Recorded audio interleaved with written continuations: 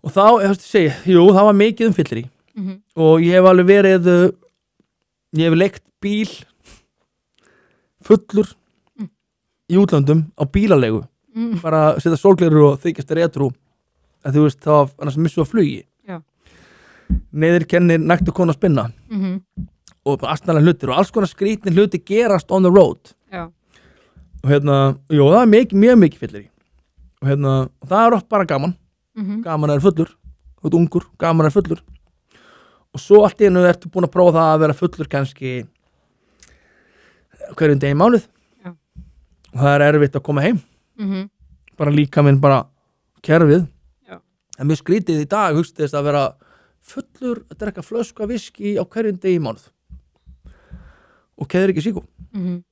og svo kemur maður heim og það finnur það að þetta er skrítið, þetta er ekki alveg norm og svo bara þau er allir að drekka flösku af viski og 30 dagar þá bara þú átt sko 3 eiginkonur eða 3 börn og hinum finnst það líka og þú veist aldrei við hvað eiginkonuna þú ætlar að fara að rífast á degi 28 þannig að það er alveg yfirildi að þetta er hjónabönd og fullt af fólki fyrst bara erfitt að eiga 1 maka og hljómsdýrst sko þessi hljómsveit, hún er bara búin að lifa lengi og þetta voru mjög löng hjónabönd og það var bara alls konar reyfildi sem kom upp en það getur verið erfitt sko þannig en í dag er þetta ekki þannig og því sko það kom alveg fyrir á sín tíma að maður fór ekki að sofa og hélt bara þegar þú ert sko ennþá vakandi klukkan 9 morgun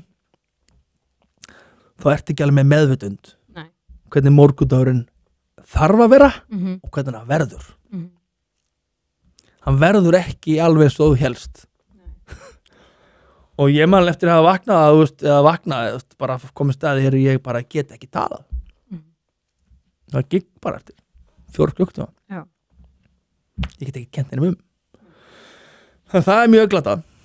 fólk borgar og þú veist sumir ég vil enda oft í því dag fólk sagði ég kerði í 7 klukkutíma frá hérna landi ég veit fólk sem flogið frá Tyrklandi yfir til Austurríki til að sjá okkur eða frá Mexíkó til Fraklandi og þú ætla bara að mæta og get ekki talað því það var svo gaman að gera í Guns N' Roses partíin í rútunni kl. 7 morgun þannig að þetta einhvern veginn sem betur fer er breytt og hættir að drekka já, ég hætti að drekka fyrir rúmum áratug